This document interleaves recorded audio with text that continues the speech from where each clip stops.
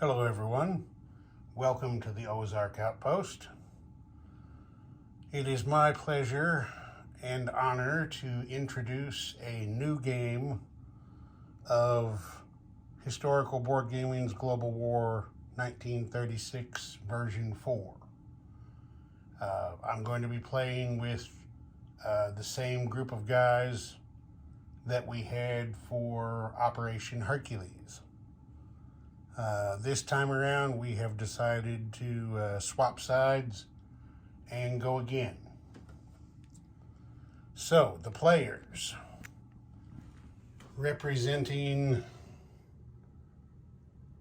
the Communist Chinese and the Union of Soviet Socialist Republics, we're going to have Knights Templar. He's our Comintern guy. Then on the Allied side, taking care of KMT and the United States, will be Major Foe. His partner, playing the Commonwealth, Great Britain, Far East Command, and Australia, New Zealand, as well as the French, will be Fighting Irish. Then for the Axis, our man in Italy is going to be Flak 88. Over here, taking care of the Japanese Empire, will be Crooked Legs Kansas City War Room. And last and probably least, yours truly will be taking on Germany. Now, as I'm sure you know from the title of this video, we've decided to call this one Operation Red Cloud. There's just a little background on why we chose that particular title. In 1866, roughly up there in northern Wyoming and southern Montana, in the area of the Powder River Basin, the United States Army was pushing north into Montana to cut a new trail to the west coast that they were calling the Bozeman Trail. Down in southern Wyoming, you had a junction of 3 wagon trails, which were soon to be obsolete. They just weren't quite yet.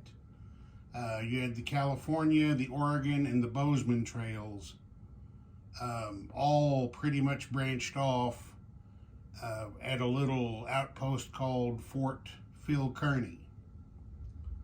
Well, as they were pushing the Bozeman Trail up toward Montana, the local Lakota Sioux chief named Red Cloud wasn't too happy about it.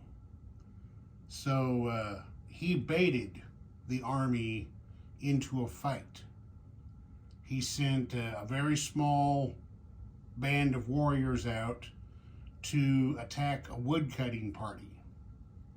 His object was not to inflict great damage. His object was to inflict a little bit of pain and a great deal of fear.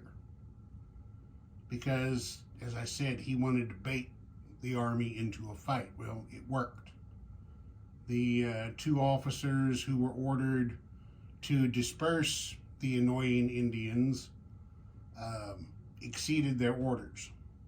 They were given a do not cross line, and Red Cloud trailed his skirts in front of him, tricked him into crossing the line to give himself a casus belli.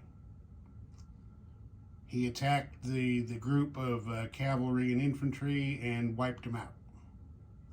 And then after that, he went on a 2-year reign of terror in that area, raiding trading posts, settlements, attacking small army outposts. Any incursion on his land was met with force, very, very swiftly and decisively. So much so that by 1868, the army just grew tired of fighting Red Cloud. They couldn't draw him out into a stand-up fight that their tactics were geared toward. He outlasted them. So there was a treaty signed in 1868 where the army agreed to abandon all of its forts and outposts on Red Cloud's land. They also agreed to forcibly remove, if necessary, any settlers who had moved onto Red Cloud's land. This, in effect, made him the only Indian chief to win a war against the United States government. So, for that reason, we have decided to honor Chief Red Cloud by titling our game in his name. So, history lesson is over. We are going to start this game on the 26th.